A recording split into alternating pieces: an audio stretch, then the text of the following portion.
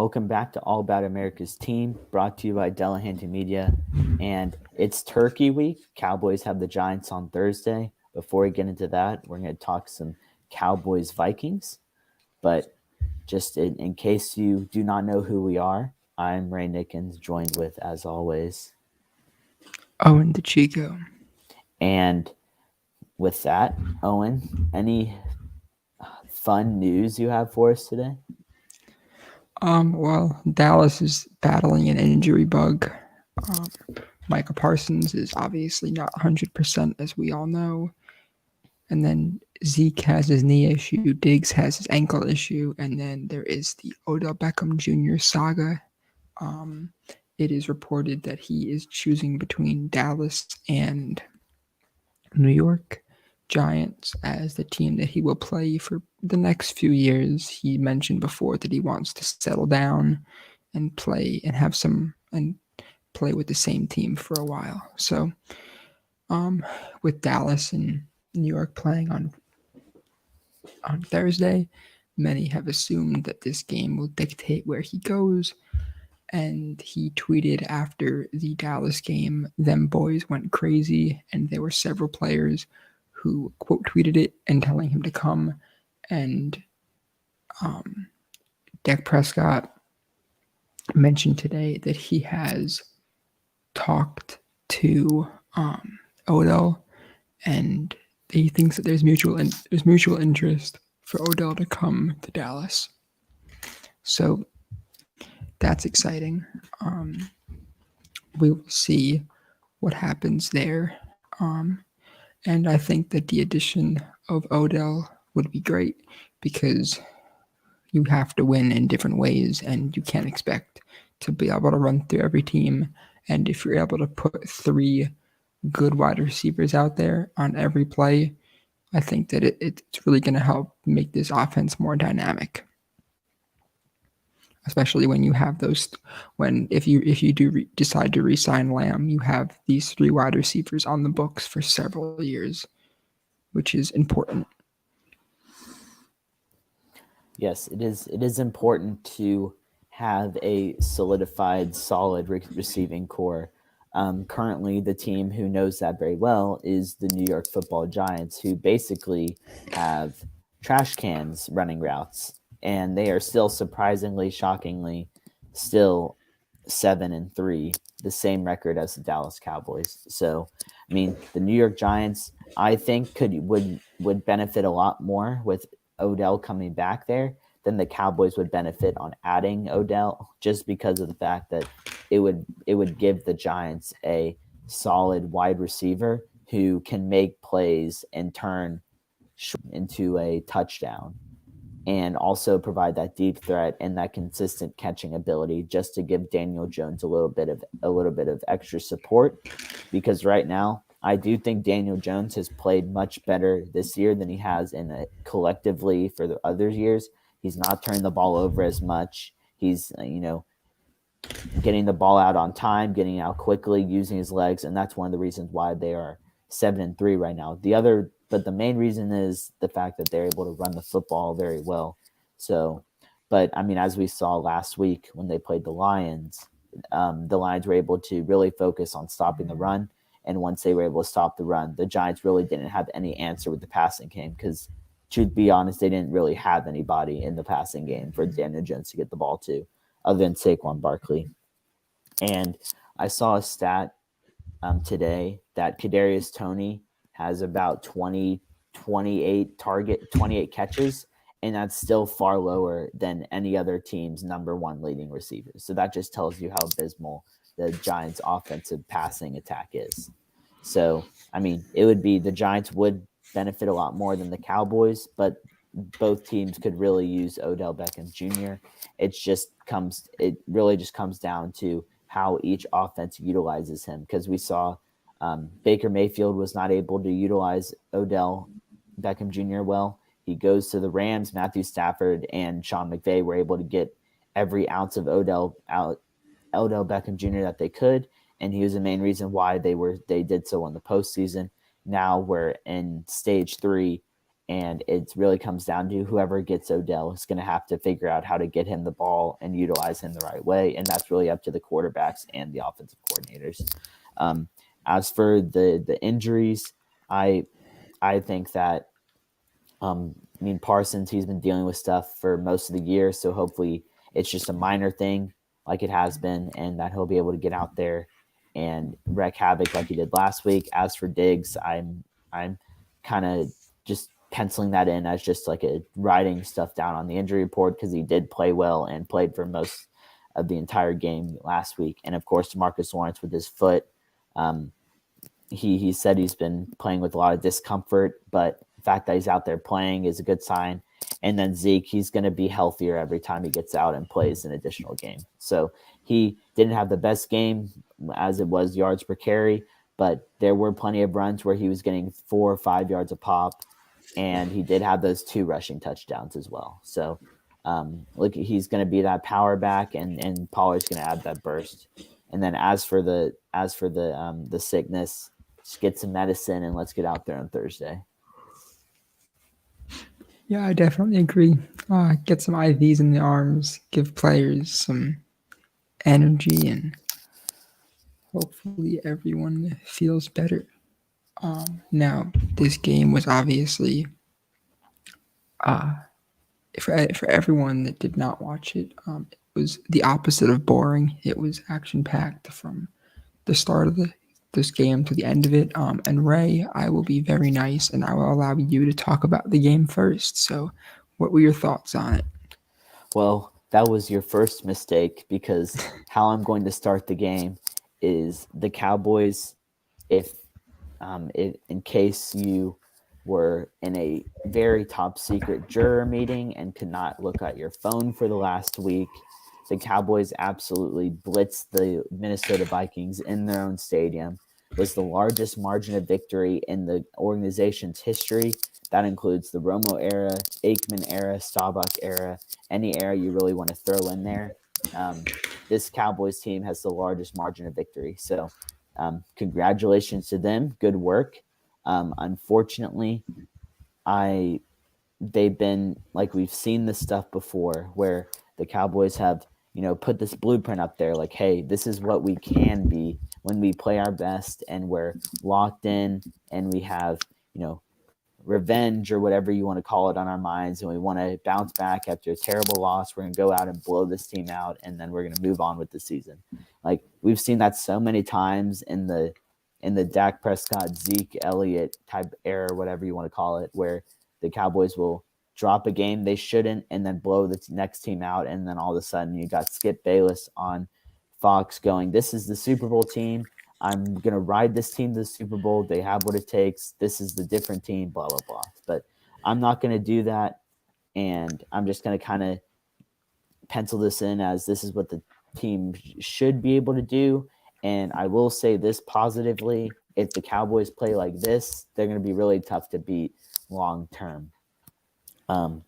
I mean, I will say as well, there are a lot of people, one person in particular that is going to have to kind of take a deep breath and acknowledge that he overreacted and did a lot of very fun things last week where he said stuff like, this season is over, the team is missing the playoffs, they're going to get blown out by the Vikings.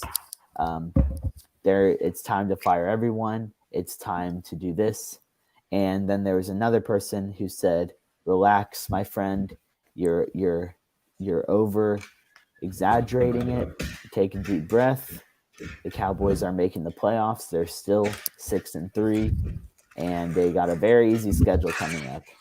And and lo and behold, the Cowboys are fine and they're 7-3, and they just blew out the Vikings. So that's just wanted to throw that out there for everyone to hear. Now to just go into just like 2 or 3 things that really stood out to me about the game. The first thing is I will give credit to Mr. Dak Prescott. I criticized him a lot last week, and he played his best game of his career after I criticized him. So I doubt he heard what I had to say, but I mean, he did play well. He only had 3 incompletions. One of them was a drop. I'm not sure about the other two, but was close to 90%, which is extremely high. Um, did not turn the ball over. Had 220-ish passing yards, 8 yards per attempt. Was very efficient. And I said the week um, or last week after the Packers game that Dak Prescott is. I need Dak Prescott to be the pilot, not the engine. The engine needs to be the running game, where we get that started, we get that going, and then Dak's got to be the pilot. He's got to manage everything and just make sure everything is moving as it should. And I thought that in the Packers game, they got a little bit away from that. He kind of turned into the engine, and that's where the offense stalled at the end of the game. And it and while the defense did give up those late touchdowns, the offense was not able to kind of bail out the defense for a change. And we ended up having the Green Bay debacle that we had to unfortunately talk about. So but this game was completely different. He managed the game very well, was a great pilot, got the plane off the runway, took it across the world, and landed it perfectly on the other side with 40 points on offense. And basically the Cowboys scored basically every possession that they had the football, which is just a telltale of what the offense can do when they're kind of firing on all cylinders. So I give credit to Dak. I give credit to Kellen Moore, and I really give credit to really everybody on the offense who contributed. That's kind of my first point. The second point is the run defense is still a problem. Dalvin Cook averaged 6.8 yards per carry on 11 touches for 77 yards. He was not a factor in the game only because the Minnesota Vikings pass blocking was horrendous, and the Cowboys were able to neutralize the passing game just by getting to the quarterback so fast. Justin Jefferson was a no-show. That was partially because of the coverage on him and partially because the Cowboys, Parsons, DeMarcus Lawrence, whoever you want to throw, whoever name you want to throw in there, were in Cousins' face within 2 or 3 seconds after he snapped the ball. So basically, kind of just to paint a little picture, that's basically getting the ball and looking at your first read and barely and saying, "Oh, he's not open," and then all of a sudden you're getting sacked. So, I've said a couple of times on this show, and it's kind of been one of my calling cards is that the best way to make your back end look great is to get pressure on the quarterback with your pass rush, because it speeds up the play, gets the offense out of rhythm. Ball is coming out a lot faster than they're wanting it to. It allows you to gamble and jump on routes, get turnovers, force pass breakups. Allows the DBs to be a little bit more aggressive. So when the Cowboys are able to get to the passer quickly, it allows them to kind of hide their weakness, which is stopping the run. Because even if a team is running well, which the Vikings were, they were getting negative plays because they couldn't pass the ball effectively because their quarterback was getting sacked or having to throw the ball away. So I think it'll be very interesting to see how the Cowboys do in the next couple of weeks when they're going to be playing a couple of teams who do have much better offensive lines than the Minnesota Vikings did once they lost their left tackle. So we're going to see if the Cowboys, if they're able to get that pass rush, or have an effective pass rush, and allow the back end to take those chances. Because the entire year we've been basically saying it the entire time, where Cowboys need to fix their run defense. They need to fix their run defense. They need to fix their run defense. And it's just not getting fixed. So it's getting close to the point where I don't think it is going to be fixed. So the second alternative is we got to get to the passer quickly and speed up that passing attack to make sure that we're still able to make plays on defense without giving up so many yards rushing. So that's just kind of my key takeaway. And with the Derrick Henry coming up, Saquon coming up, ETN coming up, Miles Sanders, Jalen Hurts, all those like solid running attacks. Damian Pierce of the Texans. The Texans are not a good football team, but they have been able to run the ball effectively. So we're going to see a lot of different teams that the Cowboys are going to play, and it's really going to come down to how they respond to each of those teams and how the defense plays based on the what running game or what running game each team is able to produce in their individual game.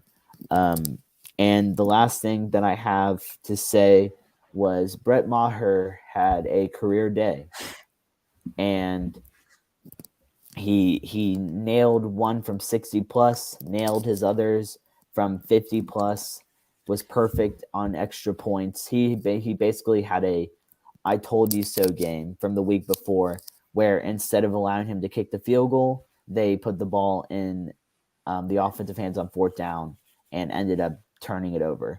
So we can get into, the weather was bad, the wind had changed or whatever, but he was nailing field goals from 60, from like that would be good from 63, 64. So I have a lot of confidence that he could have nailed one from 48 or 45 or however long it was. And just a little direct quote to my partner, Mr. Owen. He was talking about how he didn't want Maher to go out there and shank it. He looked pretty good, didn't he?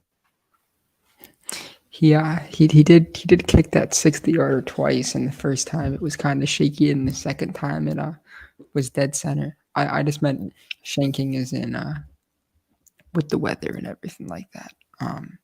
Yeah, But well, Mr. Owen also, he was like, money Maher in all caps, and I just said, don't do that after last week. And that was the end of that. So, yeah, I'm glad, once again, I'm glad that we have a kicker that we can trust. Hopefully the head coach trusts him a little bit more to make game-winning field goals, because I do not have any fear watching him come out to kick field goals that he's going to miss. And there was a time where I did, but after last week and his showing this entire year, I have no issue with him kicking field goals. So those are kind of my three takeaways from the Vikings game. I was surprised that you didn't mention this part. The throw to lead up to the field goal was very 2016 Aaron Rodgers to James Cook. It was a good throw. And CeeDee Lamb made a very nice catch. Yes, but this throw, was kind of expecting him to drop it, which it did look like he did drop it, but luckily, and that's why they reviewed it, which was a shame. But they didn't end up calling it a confirmed catch, and then Maher had to unfortunately kick it again, and like you said, he put it right down the middle. So, but yes, that throw goes into the Dak played his best game of his career. That we're just gonna put that over there. I said it out loud. It's on video, and I'm just gonna put it over there. I think that this game was probably Tony Pollard, his coming out party. I know that he's had great games in the past, but coming out of college, he was known for his catching ability and his return ability. At Dallas, I feel like they slighted him by never really allowing him to be his full potential. And he was throwing the ball 6 times, and he caught the ball 6 times for 109 yards and 2 touchdowns. And he was the best receiver of the day. And like you saw Dak throw it to him in the flat, and he took it for a touchdown, or you see Dak just throw him a streak, and it was a really nice ball, and he brings it in for a touchdown. And the more and more that the games go on, the higher and higher Tony Pollard's check, or the more money he will be getting, the more that he plays. And I hope that Dallas decides to have a conversation with their agent, and I hope they pay him, because this offense is at another level because of him.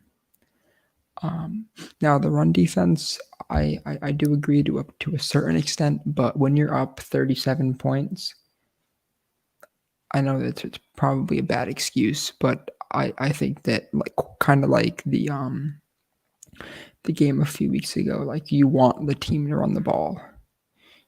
Well, I have a quick counter. Uh-huh. 12 of Dalvin Cook's fifth or 8 or 3 of Dalvin Cook's 11 rushing attempts came in the second half. So he accumulated most of his 77-yard rushing in the first half when the game was still fairly close. Okay. I mean, it was 17-3 before Maher kicked the field goal to go up 20-3. So it was still relatively close. You got me there. He had a long of 17, and if you take out the 17 yards, it was 10 for 55, which is still good. So yeah, Dallas definitely needs to clean that up, but I'll take this any day over Dallas giving up 200 yards combined on the rushing. So this is better. It's still not great, but like you said, they have a bunch of other running teams, a good rushing team to come up against. I owe an apology to Michael Parsons. The team they stated several times how angry they were, and Michael Parsons was calling out everyone apparently. And on the third play of the game, he strip sacked Kirk Cousins, as you can see in my picture. And first time Owens put up a background, how fitting and suspicious. And yeah, Micah. Yeah, he's pretty good. The whole defense played great. They had 7 sacks. I think my favorite play of the game was when Jaron Curse sacked Kirk Cousins, and Jaron Curse is an ex-Viking, and he did the skull chant, and that was mocking them. That was pretty funny.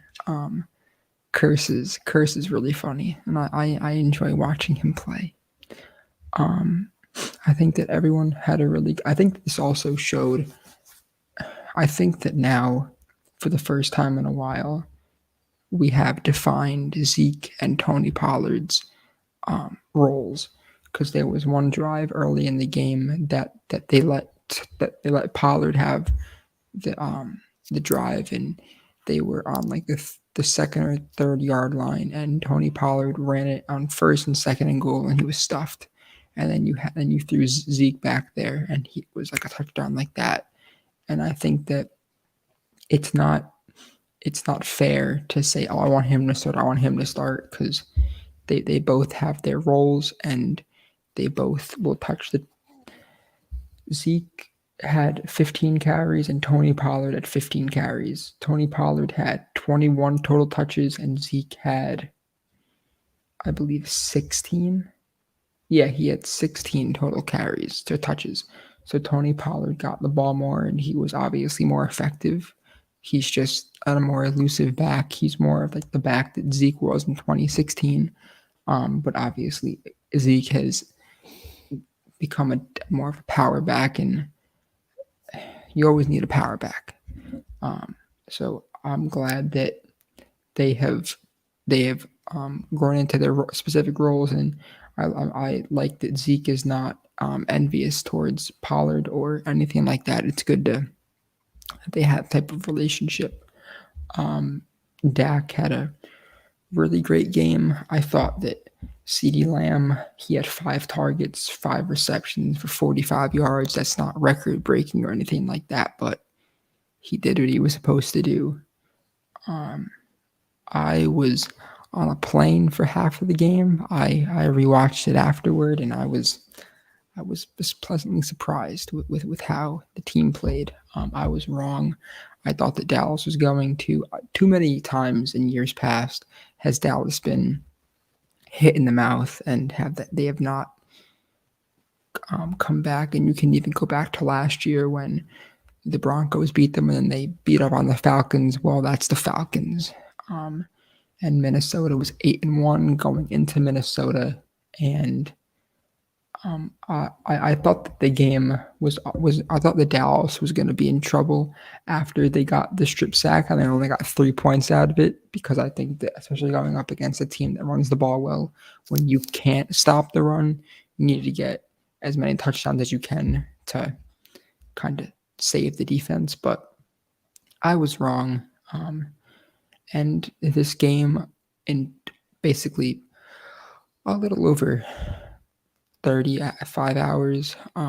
That game, if Dallas can win that, I think that it would pretty much solidify at least getting second in the division.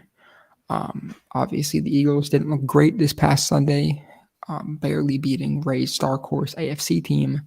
So it will be interesting to see how the Eagles, how they rebound, because Dallas plays them again in 31 days or something like that, maybe 32. So that game is very important, and a lot can change now to then. Dallas only has 3 losses to the Eagles 1. So a lot can change in the next month. But I like Ray said, this is the standard that they should be playing at. They should not. If the offense looks slow on Thursday, Ray will be very livid, and so will I. And hopefully they can just play on a similar level. But my MVP of the game is the defensive line. I think that they are the reason why, and Trayvon Diggs can get that as well, because for all you stat folks out there, Trayvon Diggs, when he was guarding Justin Jefferson, only 2 catches were allowed for 19 yards and 1 forced incompletion, which, going up against a guy who had like 150 last week, to only have 33 yards, that's pretty good. Would there have been a different outcome if Kirk Cousins didn't get sacked 7 times? Maybe. But I like this outcome a lot more. And going up against the Giants, which we'll get into a little bit later, the Marcus Lawrence had a career game against them. So I'm looking forward to seeing how this defensive line plays against them, especially with the Giants being out a number of players.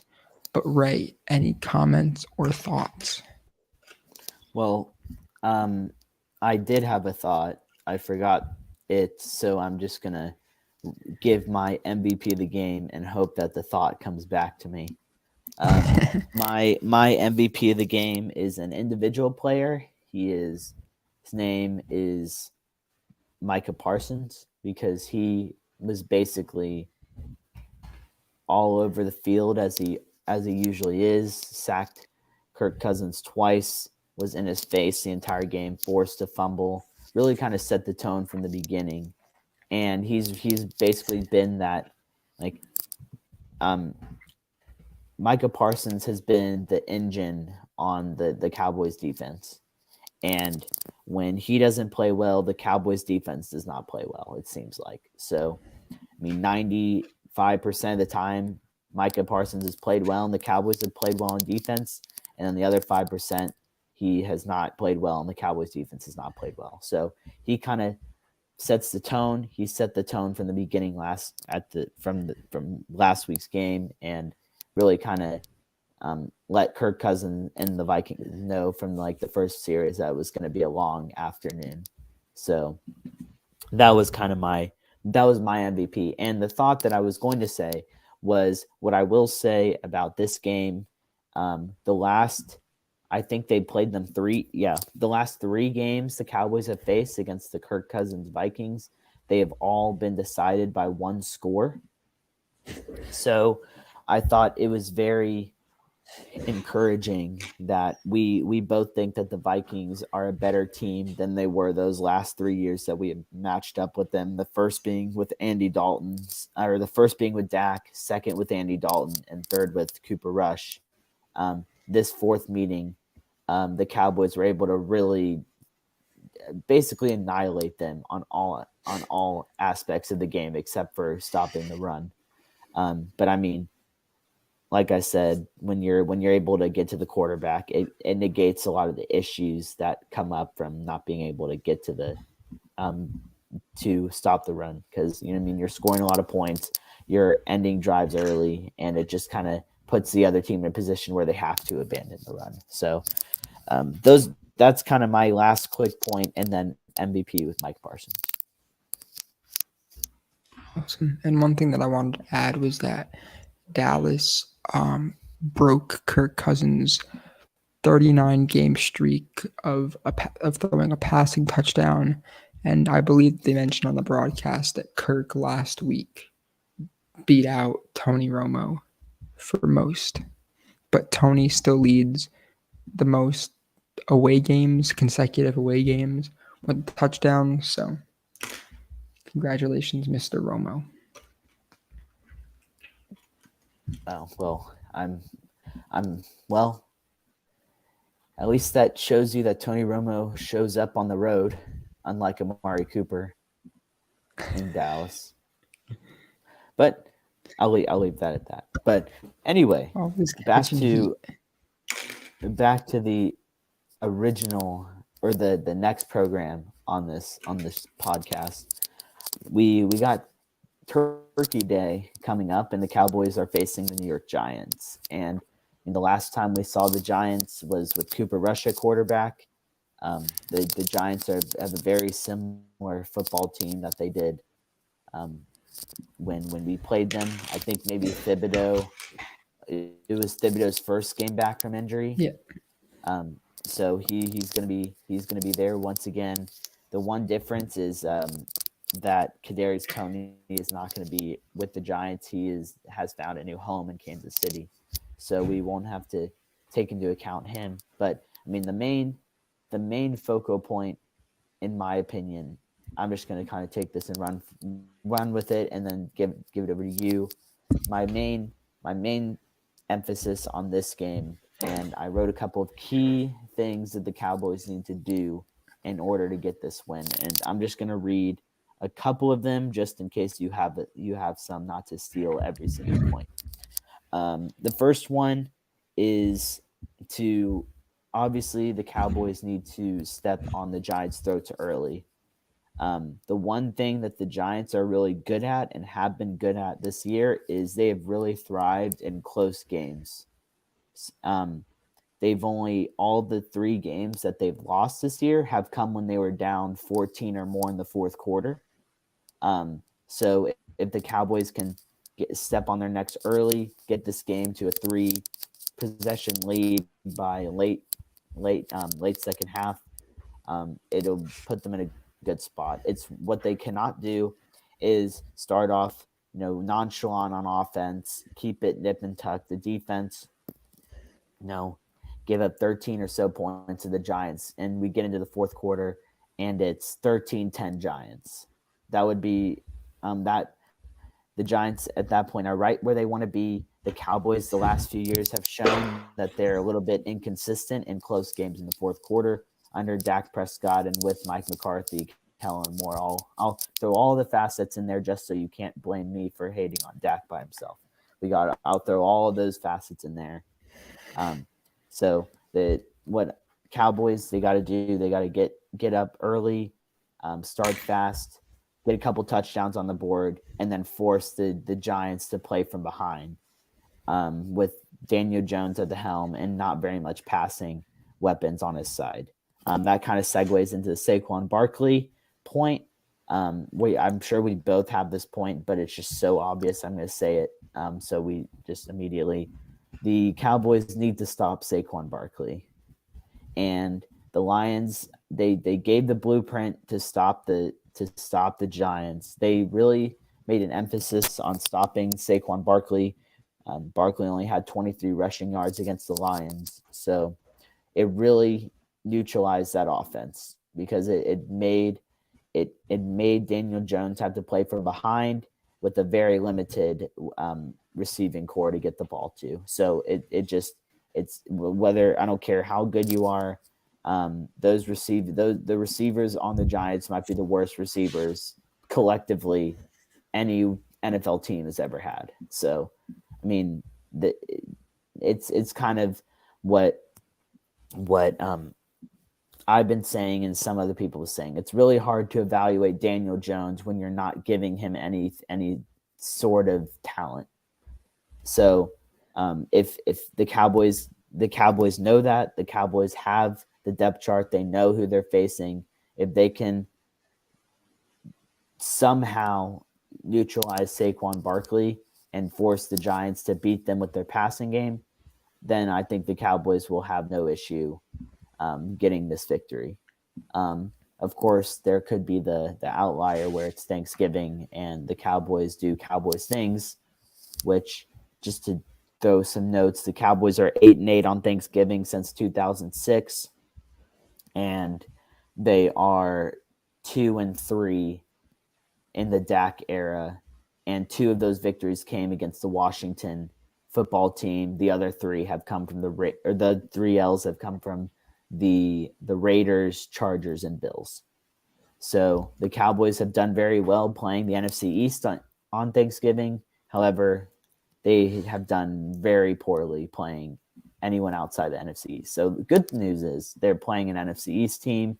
The bad news, it's not the Washington Commanders or football team or whoever they were at the time. So,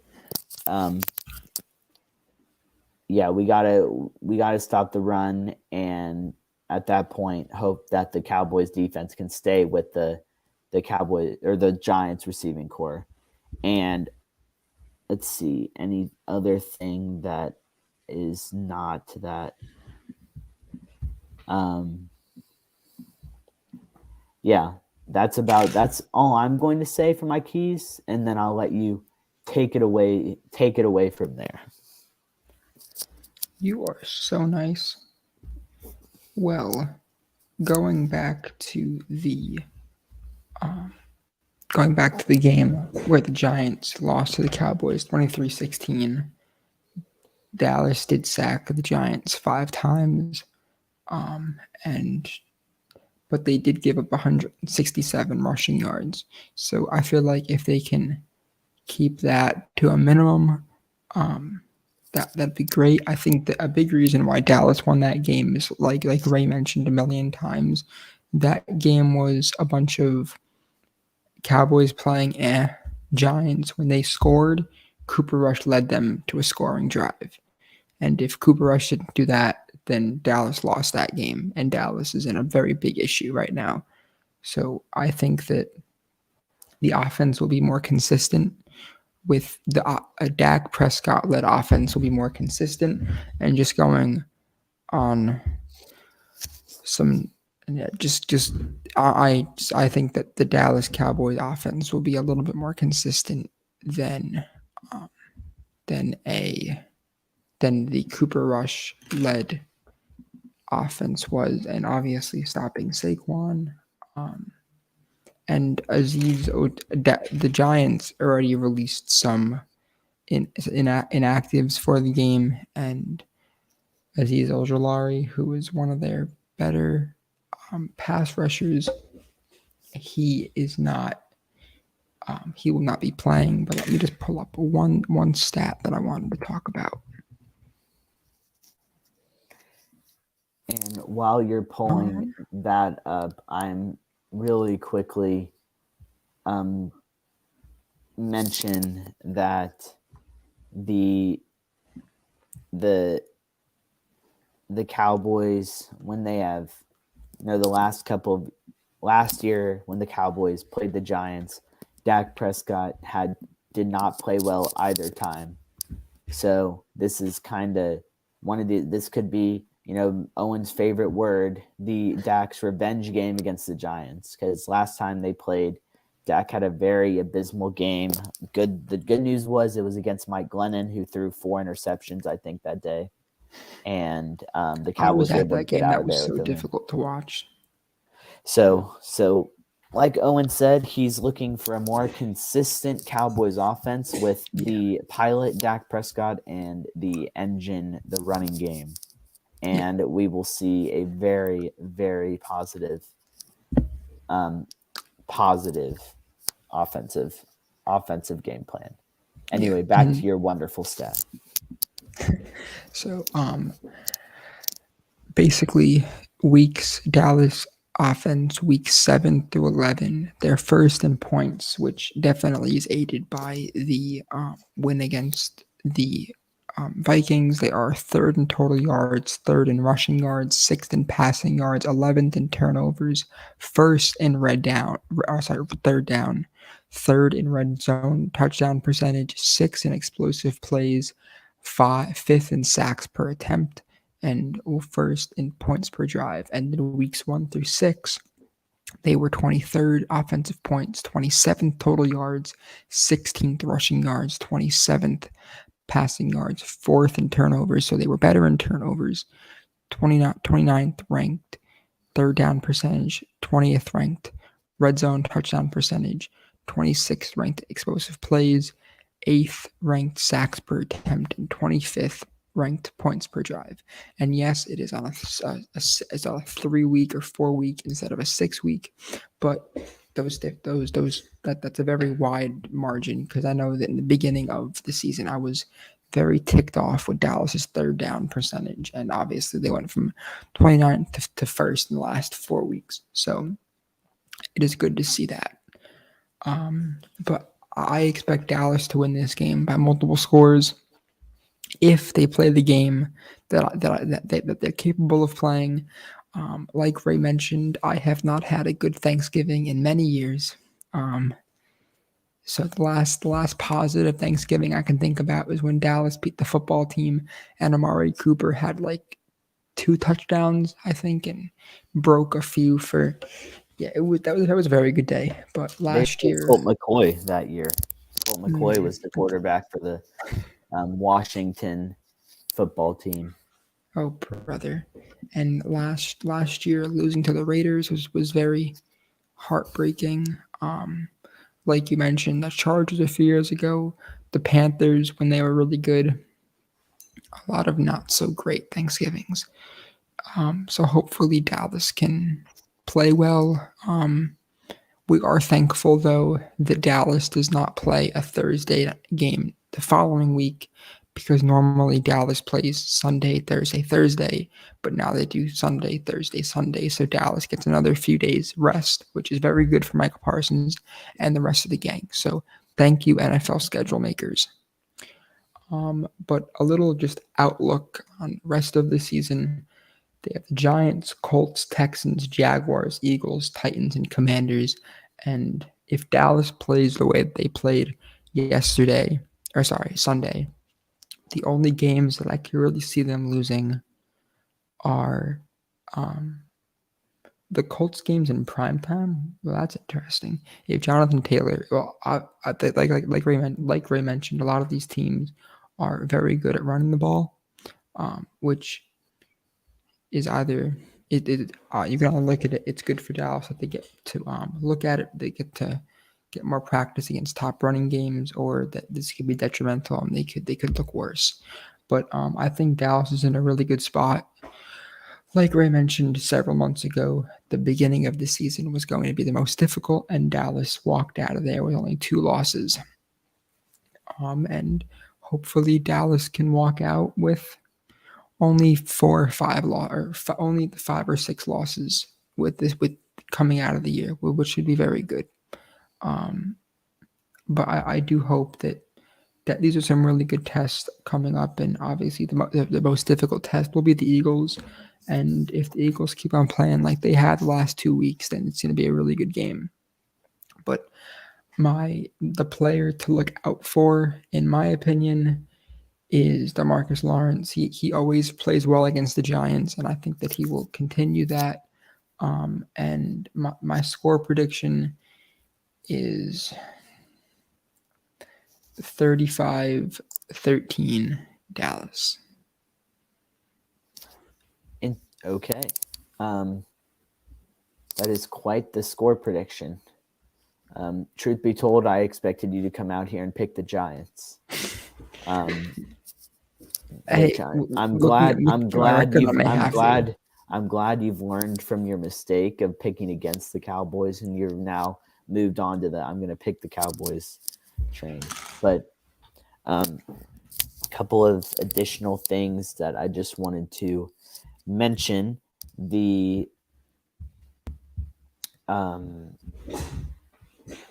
regards to the upcoming schedule, really the Cowboys should win every game that they play, except for maybe the Eagles game and the Titans game. Because I mean, the Titans, I did not expect the Titans to be this good without a solid passing game, but just shows how if you have a really well coached, disciplined team that does not make a lot of mistakes and just is very efficient, they can win games in the NFL. And honestly, I think the Titans could even be their toughest test coming in, just for that fact that they're not going to make mistakes. So I think the Cowboys, even if they don't play to the level that they played last weekend against the Vikings, they can still get out of there with only 2 losses and finish the year at 12-5.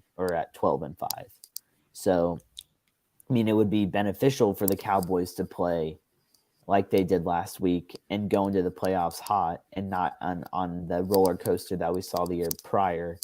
But I do think that the Cowboys are not in a dire need of playing perfect football, and that they can. I mean, they're going to need to play perfect football to win the division and get the number 1 seed in the NFC, but they're not going to need to play perfect football to make the playoffs and play in a playoff game. So that's just kind of one thing I wanted to mention. The other thing that I was kind of thinking about while you were giving your your overall thoughts, I think you were talking about before your kind of your player to watch or whatever. Yeah, DeMarcus Lawrence. He does seem to play. It's either either Washington or the Giants. He always kind of plays very well. So, I mean, I do think that what the Giants are going to try and do is they're going to try and do their best to neutralize Micah Parsons, and it's going to be very important. And I mean, the Giants are a pretty good coach team. That's why they're winning all these close games in the fourth quarter. They're a well coached team. So I think what's going to be important is I think that they're going to come up with a good scheme in order to kind of make sure that Micah Parsons is not a one-man wrecking crew.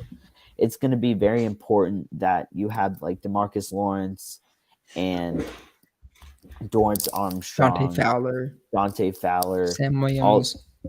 all those guys need to step up and generate that pass rush. And DeMarcus Lawrence has got to kind of set the tone there.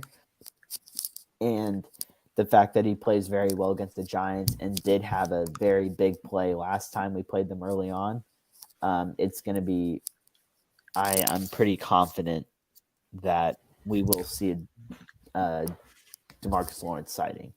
And I'm hoping to see him a lot more, because other than the game where the game against the Giants where he had 3 sacks, and last week he's really kind of been a very neutral player where he does a lot of things well, kind of does his job, sets the edge, hasn't really contributed to the run game, which has been pretty pathetic all around. But he does his job. He sets the edge well. Doesn't really make a ton of mistakes, but he's not generating, the pass rush that a Micah Parsons is or a Dorrance Armstrong is. So, I mean, other than those 2 games where he's generated 5 sacks in 2 games, I'd like it would be great if he could continue on that consistency, because there's still a lot of games left where he could generate a double-digit sack season, which would be his first in I think 3 or 4 or 5 years. So it would be great going into the postseason to get some good tape from DeMarcus Lawrence, to where teams are looking at the Cowboys and they're like, all right, we got Micah Parsons who is coming up close on getting 20 sacks in his second year. We got Dorrance Armstrong who's sacking the quarterback, has a chance to get 10, and then DeMarcus Lawrence who has a chance to get 10. So it really kind of forces defensive or defensive coordinators to not just scheme to take away one player. They got to really pay attention to the entirety of the defensive line. I think that would help Micah Parsons a lot if we can get a little bit of consistency out of the rest of the guys. So that's just kind of something that came to mind after your soliloquy. I do think. Sorry, I didn't know if you were done or not. You can continue. No, I'm done. I'm done. Okay. I disagree with your run game statement with DeMarcus Lawrence. I think that he's had, like, against the Lions with the forced fumble, he has set the edge, and I do agree with that. But I do think that he is a much better run stopper than he is pure pass rusher.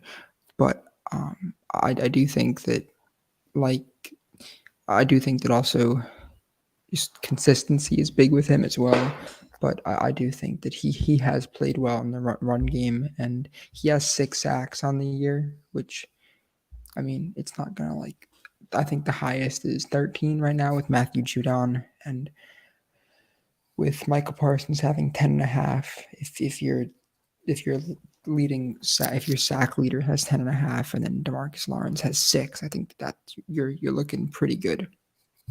But one thing that neither of us brought up was that late in the game, they moved Tyler Smith to left guard, and they let the former Eagle, Jason Peters, play left tackle. And I was on a plane, so I didn't get to see it. I watched some of the snaps after, and it looked pretty good. I think that is their plan for when Tyron Smith comes back. And Ray, I will send you just a few of the clips that I saw after this, and it looks good. I think I might have seen the same clip on Twitter where it was just like a couple of running plays. I do kind of recall seeing the clip. I mean, it doesn't change. I'll get into my opinion after you're done, but continue. I do think that it is smart of Dallas to play your best 5, because I'd much rather have Tyron Smith left tackle for right now, and then Tyler left guard. But obviously, for the future, Tyler Smith is the future at left tackle. But Ray always tells me you want to play your best players, and Tyron Smith is the better player. And you obviously do not play him until he's 100% healthy.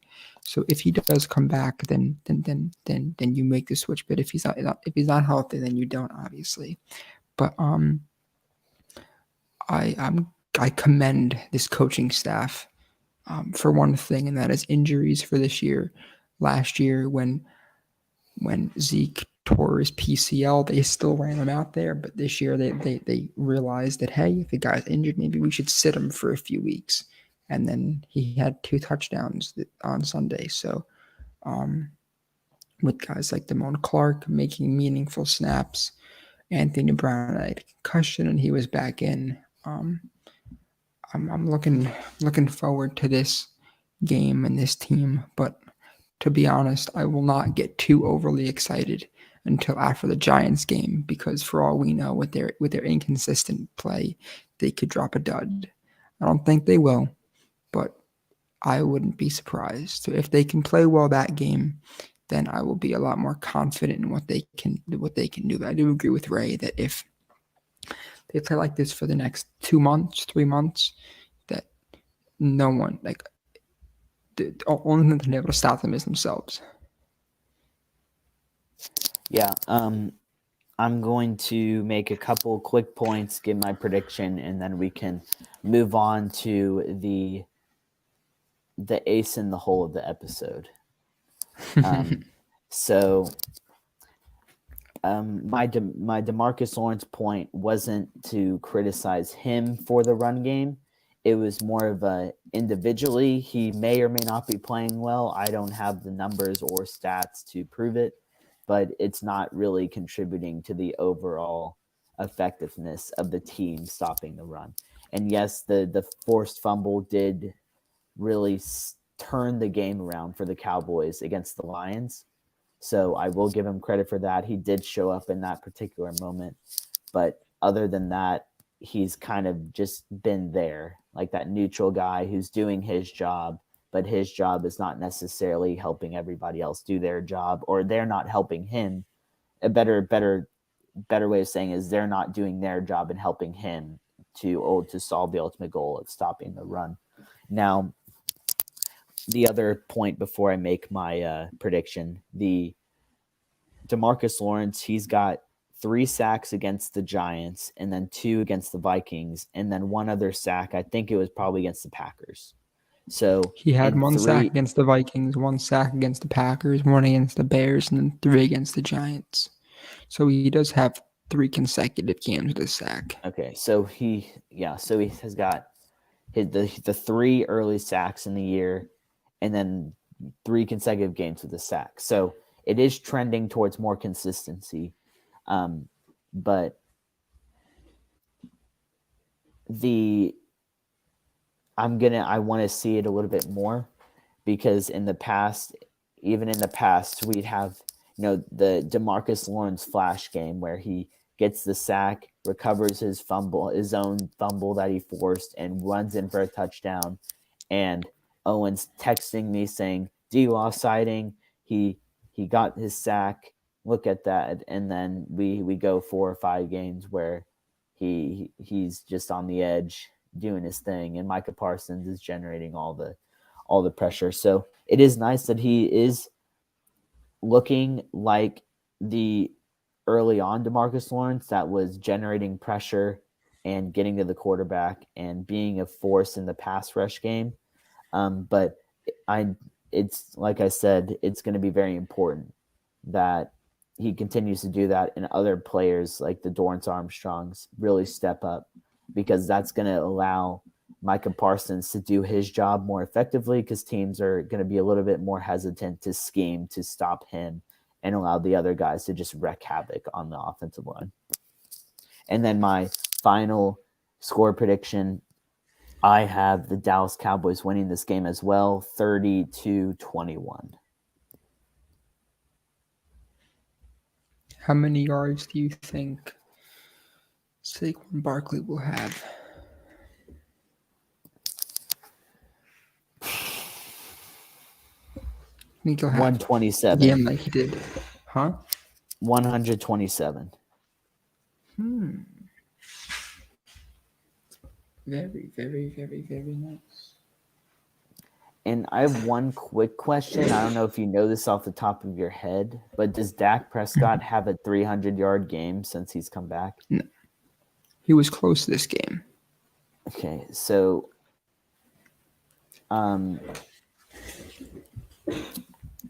because I'm not doubting Pro Football Focus or whatever, wherever you got it, but like if he's only generating 200, I know he had 100 a game under 200 yards, I think.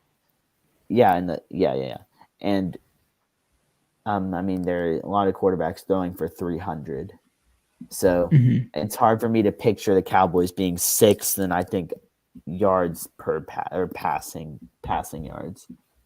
But I mean, all the other stats I do agree with, because they are generating 30 plus a game. Their running efficiency is up because of the Tony Pollard breakout games.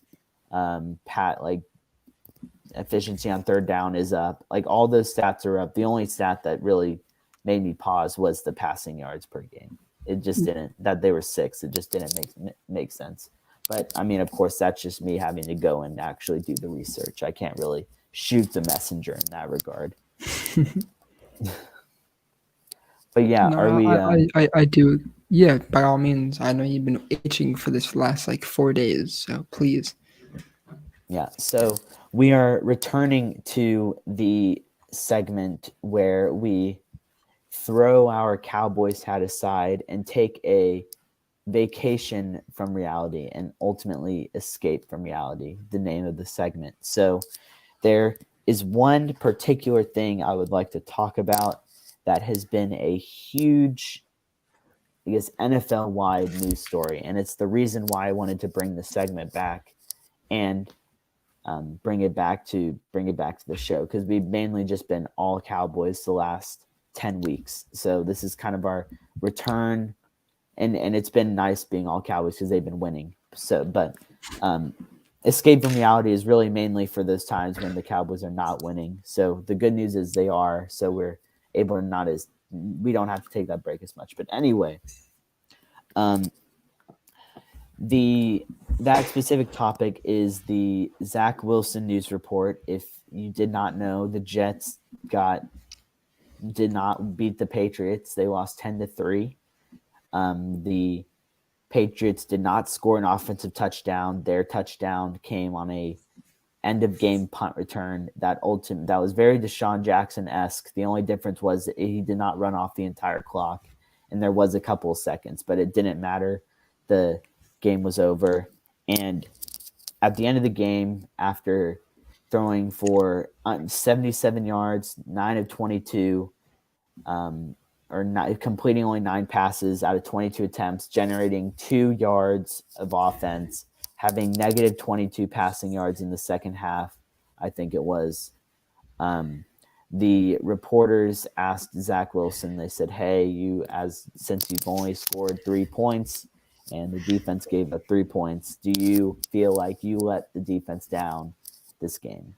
And it was basically a softball question. It's a question that I have confidence that every quarterback in the league would say, yeah, I got to play better. This one's on me. I stunk. I need to watch film, figure it out. We'll be better next week. Zach Wilson blatantly said, no, I do not think that we let the defense down as an offense. And I mean, just to start off, 1, it's immature. 2, terrible leadership, and then 3, just delusional. Because I mean, I don't know how you can just think that you, after playing like straight trash, did not let your defense down. And I think that it lost a ton of people in the locker room. I would be shocked if he still got believers in the locker room other than Braxton Berrios, who gets no playing time. Fitting that he's his one like good friend in the locker room. He doesn't play. And I mean, at the end of the day, Zach Wilson, he has the fun off-season story that everyone can kind of get behind and make jokes about. But on the field, the last 2 years, he's been straight, like straight garbage, Putrid. Horrible, without saying any explicits. Just to go into some stats, in the 13 games last year, he generated 55% of his 55% completion percentage, 2,334 yards, 9 touchdowns, 11 interceptions. He averaged 179 yards a game and had a 69 passer rating with a 28 QBR. Those numbers got him 32nd worst amongst quarterbacks. So he was the worst quarterback in 2021, or the worst starting quarterback in 2021. This year, in 7 games, he has the exact same completion percentage. He's thrown for 1,279 yards, 4 touchdowns, 5 interceptions, and generated still under 200 yards a game at 3 yards more than the year prior. And his quarterback rating has gone up a couple ticks, and QBR has gone up 20 spots. But guess what, America? He actually gotten worse. He is now ranked the 37th worst quarterback.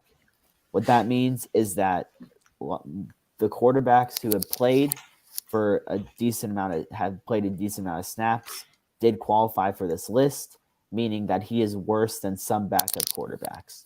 So we could throw in Cooper Rush. We can throw in his buddy Joe Flacco. Malik Willis. It would be Probably really hard for PJ me Walker. to think. Yeah, PJ Walker is a better analogy. I don't know if you want to call Wentz, probably either Baker Mayfield, Wentz, Taylor Heineke, just those guys who've gone in and played a little bit. So I even think Sam Ellinger might be ahead of Zach Wilson in his 2 starts. I don't know if he qualified or not, but basically, he's not improving. He's gotten worse in regards to his ranking amongst his peers. And if you look at the guy who was taken a pick ahead of him, Trevor Lawrence, Trevor Lawrence has actually improved from his first year. Um, he is 6-21 as a starter, but I think if you were to put Trevor Lawrence in Zach Wilson's position, that he could do the same, if not better, just based on his improvement. Where his touchdowns are up through. He has one more touchdown in 10 games than he had in 17 games. He has um, 5 more touchdowns than interceptions. So his interceptions are down, and he's throwing more touchdowns than he is interceptions, which is an improvement. And he's only 900 yards from eclipsing his mark from the year prior, and he's got 7 games to go. And his quarterback rating was 1 tick below Zach Wilson's in year 2 for year 1, and then his quarterback rating is 11 ticks or 19 ticks ahead of Zach Wilson's in year 2 for his year 2. Justin Fields, I'm not going to argue their passing stats because they're very similar. But Justin Fields brings a dynamic to the game that Zach Wilson does not, and he's been able to use his legs super effectively and really open up the Bears' offense and kind of shown that he's taken that step in year 2 that he didn't in year 1. So all I'm just trying to say is that Zach Wilson, he's not getting better like his peers, and he, as a leader of the team, he's basically going up there and shooting himself in the foot and also just completely shooting the locker room. And I think at this point, you got Joe Flacco on the bench, who has won a Super Bowl a long time ago, but he does have that on his resume. He's known for being Joe Cool in the playoffs. His best football comes when he's in the postseason. And the Jets are at a position right now where they could make it into the playoffs, and their defense is good enough to where if they have competence at quarterback, they can make a run in the postseason because they have talent on offense. Garrett Wilson's no scrub. Corey Davis is not a scrub. Denzel Mims, while people do think he's a scrub, he has had some solid contributing catches the last couple of weeks. So he is an option for the offense. They have James Robinson, who's not Breece Hall, but is a complimentary solid running back. And they still have Michael Carter. So they have pieces on offense. Zach Wilson has just been unable to get the ball. And the interesting thing that I want to bring up, just my last quick point on the matter, is that when Joe Flacco started 3 games this year, he was 1-2. His passing yards per game is at 300, which is double what Zach Wilson is generating. And his QBR is also basically around that Trevor Lawrence margin, where he is average at that 80, around that 80, 82, 85 mark.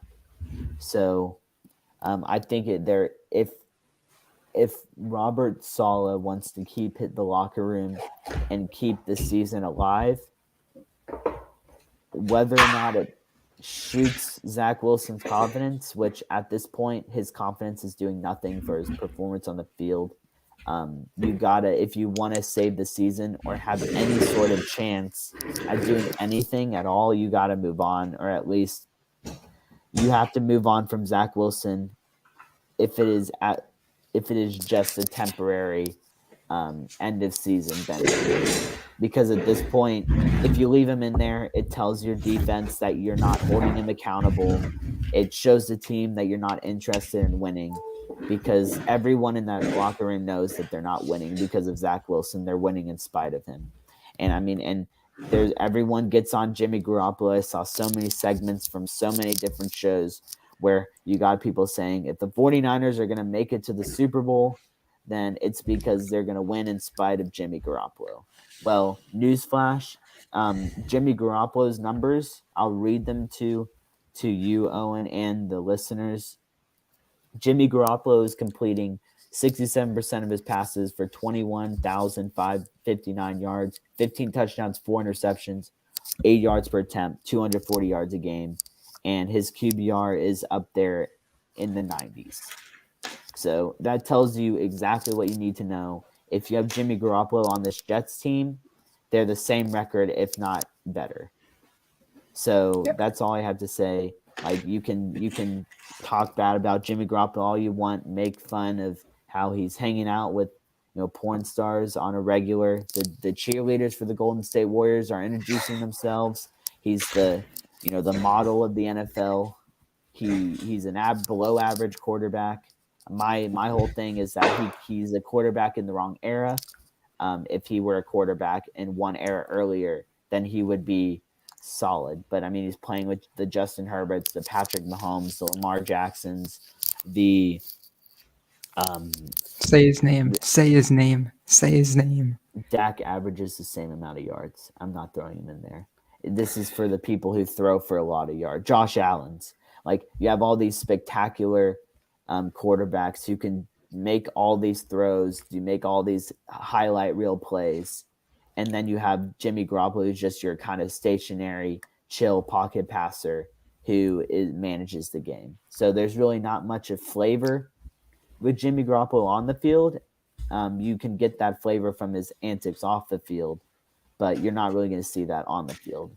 So I think he kind of gets a bad rap for that reason, but he is close to a 70% winning quarterback. And that's not only him, he is on a very solid team. But I mean, as you see, quarterbacks can win, bad quarterbacks can win on good teams.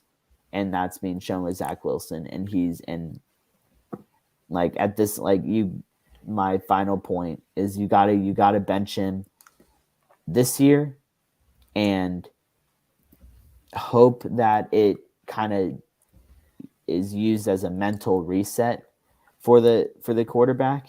And if it's not, and you go into week 3 and he's struggling in mini camp, struggling in OTAs, struggling in this regular season, it might be time to consider trying to find a secondary option and just to write him off as a bust. Because I mean, you can't be playing like trash and showing up your defense when your defense is carrying the team. I basically got both of my reality points in the same one, so it's all you. The floor is yours. You are 100% right. Also, one quick point. I have my problems with Dak Prescott. I think of myself as his harshest critic, but one of the people who wants to see him exceed the most, and it comes off as a very negative, pessimistic type of fan. However, Dak Prescott is far leaps and bounds ahead of Zach Wilson when it comes to leadership and performance, and I would never expect Dak Prescott to do what Zach Wilson does. He always goes to the podium, and whether or not it's, except for that one time where he blamed the officials with which I'm willing to give him a pass. Every other time it's, we didn't do enough on offense, we got to play better, or I missed throws, I got to do better. And even Aaron Rodgers, who Owen hates with a passion, Aaron Rodgers has never gone up on the podium and been like, the defense, we didn't let the defense down. It's like, even last week, he said, I missed throws. I got to throw the football better. I did not throw to my expectation of what I can do. So he even took the blame in that regard. So the fact that Zach Wilson thinks he's above the back-to-back MVP is just ridiculous. That's the last thing I'm going to say. Now, Aaron Rodgers just calls out his wide receivers in training camp, but that's just a joke. Yeah, I was going to mention that before. Josh Allen, when he threw for several picks against the Jets, he said, I played like whatever insert word, whatever word you want to play, Dak. He calls himself out, and really, you can go down the list. Every quarterback till the end of time has said, like, Romo, Eli, Peyton, Breeze, Phillip Rivers, Brett Favre, Matt Ryan, Ben Roethlisberger, Troy Aikman, Jim Kelly, everybody, John Elway, they all say, I played like trash, I got to play better. Yeah, and I do think that if you look, like, even one of the Jets' best playmakers in their wide receiver Ray, remind me of his name. The Garrett wide Wilson. receiver who's like, Garrett Wilson. oh no, the one that's out on the one that like hasn't really been productive lately and like hates Zach Wilson. Corey Davis. No, Maybe. different. I'll Different one. Google it. Keep talking. I'll Google it. Yeah, so there's the wide receiver that hasn't gotten the ball lately, and he's been complaining. Oh, Elijah Moore. Elijah Moore. Yeah, Elijah, thank you.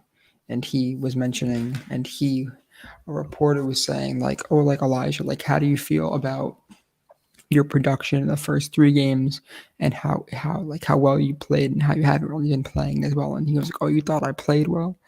And I just think that when his rookie year, he looked great, and now he hasn't really been up to that level because of quarterback play, whatever you want to call it. But as soon as you start calling out your defense and stuff, and you lose their lock, as soon as you lose the locker room, you lose everything. And I think that he will probably be on his way out sooner rather than later. And my escape from reality is the Philadelphia Eagles playing the Rays' favorite Indianapolis Colts. And just what I wanted to talk about, I guess, was just Jalen Hurts, 18 completions for 190 yards, and then he ran the ball 16 times for 86 yards. And I think it's quite apparent that if you can just stop him running the ball, I think that you can probably easily beat this team. His long was 23 yards. And obviously the team's really good, but I just think that it's very interesting. His point is like his stat differential, and then you had Nick Sirianni yelling at the fan. Then it was like that one was for Frank Reich, and it's just you beat a losing team by 1 point. Why are you screaming at their fans? Like I get like Nick Sirianni's the perfect Philadelphia Eagles coach, but he can be annoying at times, and I'm sure Eagles fans love him, but he can be a tad annoying. And again, in a plane for most of these games, but Patrick Mahomes had a game-winning drive, which is we all kind of expect from him. And just a lot of the 49ers destroyed the Cardinals. The Bengals barely beat the Steelers, even though the Steelers looked like TJ Watt had an interception. That was a crazy interception. Amari Cooper had a really good game. The Panthers are going to go with Sam Darnold next week, and that's interesting. And the Saints won a game, which means that the Eagles do not have a top 5 draft pick anymore, which I'm very thankful for. And probably the saddest game to watch as a Cowboys fan was the fact that the Titans beat the Packers. Very sad. Yes, very sad. Very sad. Very sad. But that is all that I have for tonight, folks. Yeah. One more quick point that I wanted to make in regards to Zach Wilson. Daniel Jones, I believe, could maximize Elijah Moore and Garrett Wilson and Corey Davis a lot more than what Zach Wilson is doing right now. So I think if you were to swap those two players, the Giants would have a losing record, and the New York Jets would have the same record or better. Yeah, that is my 100%. Last thing I have to say in regards to this show. Except for that I will most likely be tweeting at least one time on Thanksgiving. Both of us will be tweeting, but both of us hope, and everyone else, as a part of the Delahanty media team, hope that you have a healthy, happy, and safe Thanksgiving time. And we are thankful for all of you listeners out there. And we hope that you have a great time with your family and wherever you may spend your Thanksgiving. Just we hope that you I hope it's a easy way into the Christmas or whatever, just the holiday season, and hopefully the Cowboys play well enough that we can all enjoy our Thanksgiving. Yes, and if you are like me and have your Thanksgiving dinner during the Cowboys game, hopefully there is not a fumble or an interception or anything drastic that happens during the game that ruins the entire meal, which none of us believe is going to happen because we both think the Cowboys will win this game fairly convincingly. You more than me, but both of us have them winning by 2 scores. But thanks, y'all, and we hope you have a great rest of your day, I guess now, and go Cowboys. Go Cowboys. Have a great Thanksgiving. We'll see you next week on Monday.